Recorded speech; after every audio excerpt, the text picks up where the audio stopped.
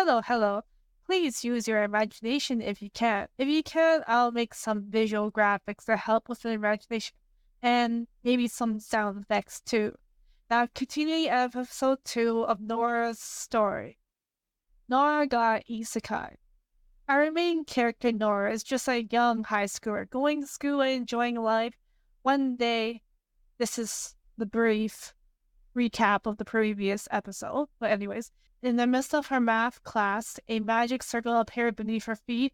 All her classmates looked towards her as she literally poofs out of existence, their faces filled with shock and horror. In the next second, Nora was greeted by a lush and beautiful forest that stood before her. Vibrant greens, fresh air, the sound of birds chirping. She realized that she is no longer in the familiar space, but in the great outdoors. Not fully grasping what occurred to her, she attempts to orient herself, recalling all the news and discussion forums all talking about the effect.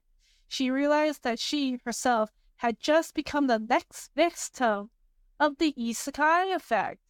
Immense feelings of overwhelming anxiety rushes over her.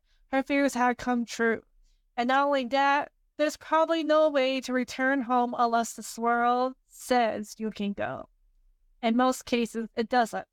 She recalled the manga that she had read previously about that had the theme of isekai in it. She remembered that the protagonist of the story would get some sort of cheats from the system or from a god. She quickly tried to check her treats after calling out status, status, status a few times and seeing no response. She realized that she probably didn't receive a cheat and was bound to be completely screwed over. Of course, she feels very disheartening about this information. Like, who wouldn't? No cheats? You expect you get cheats. Come on. She pulls herself up and starts to look for a human life. Maybe there's humans around. Maybe I can get help. Maybe they can help me. After wandering tirelessly around and exiting the lust forest she spawned into, she notices that there are the key thing, that there's no roads, no dirt paths, nothing to indicate that people decide to live there. There are no signs, and there seems to be no human life. She continues to walk and walk. She walked a considerable amount and finally realized that so far there's no human settlements around her. Growing tired and hungry, she returns to the forest and searches for food, a water source, and a place to rest. While finding berries to eat, if they're edible or not, can't tell, just eat them. We'll find out. Drinking the cleanest and tastiest water there ever was. And that's some good water. And she happens to come across her first living being, or what seemed to be a living being, a fairy. A small body and equally small wings emitting a sparkling shine. The fairy approached her and asked her who she was. Who are you? I've never seen you before. What are you? I'm Nora, and I'm a human, and I also don't belong here, Nora replies. The fairy, who had never seen a human before, was like in shock, surprise, strange.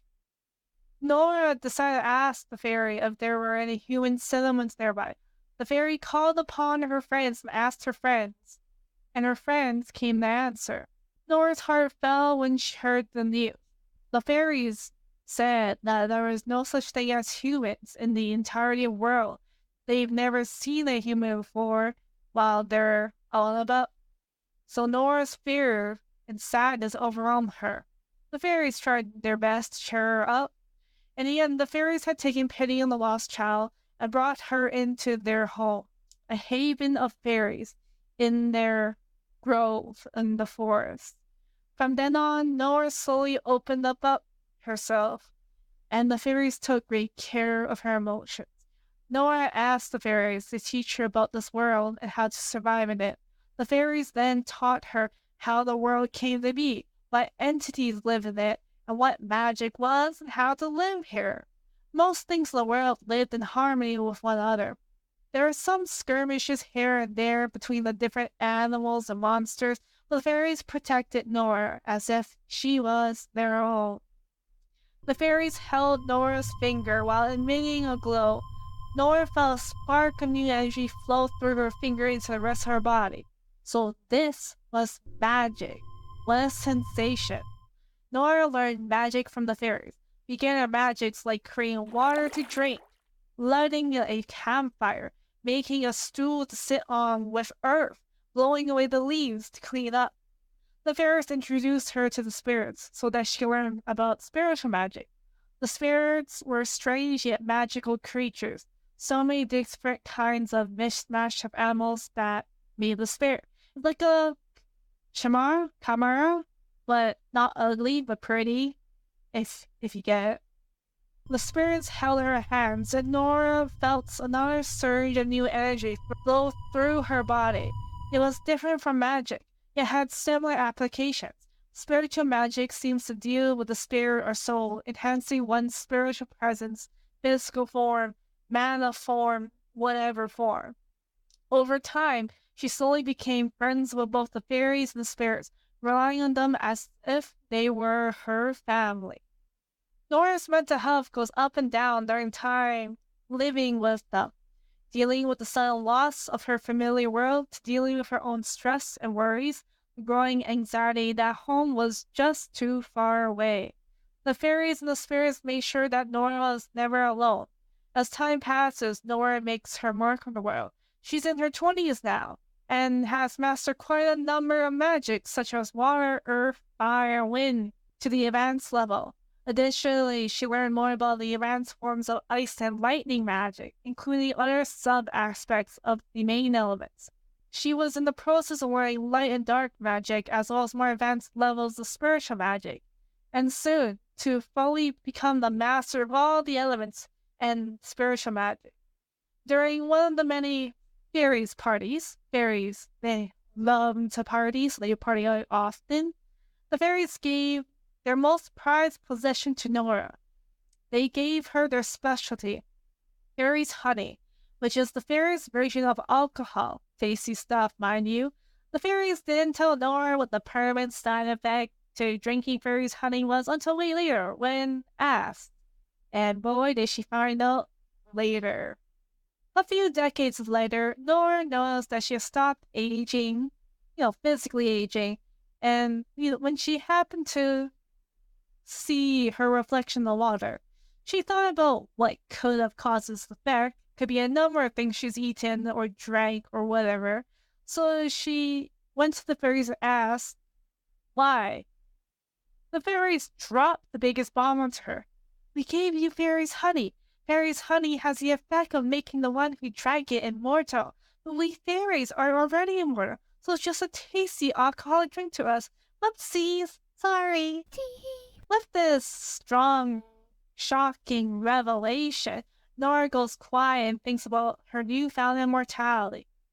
Instead of feeling, depressed of never dying again, she instead came to the conclusion that she could spend the rest of her immortality learning of a way to go back home. So she put forth her plan in motion. Eventually, all of her hard work and persistence, the fairies and the spirits' teachings were completed. She had mastered all the elements and the spiritual magic, such as creating huge fire tornadoes that raise the area of effect around the target, which expands rapidly, or creating a water show where she can control each individual water fishies swimming around the air around her, which is a really pretty things like going to the aquarium, the tunnel aquarium, and seeing all the fish around you. Yes, all that. Or creating an elaborate home using only earth to fashion a castle of dirt and rock. Pretty damn cool, if I do say so myself. Or flying through the skies at a fighter jet speed while maintaining the air ball around her to protect herself from the dangerous winds. Or, there's a lot, but let me finish. Lighting up the night sky and sunning the sun for a few hours and maintaining light orbs for years. Or turning day into night and covering yourself in darkness to be stealthy. Though I don't think there's any to be stealthy in that world.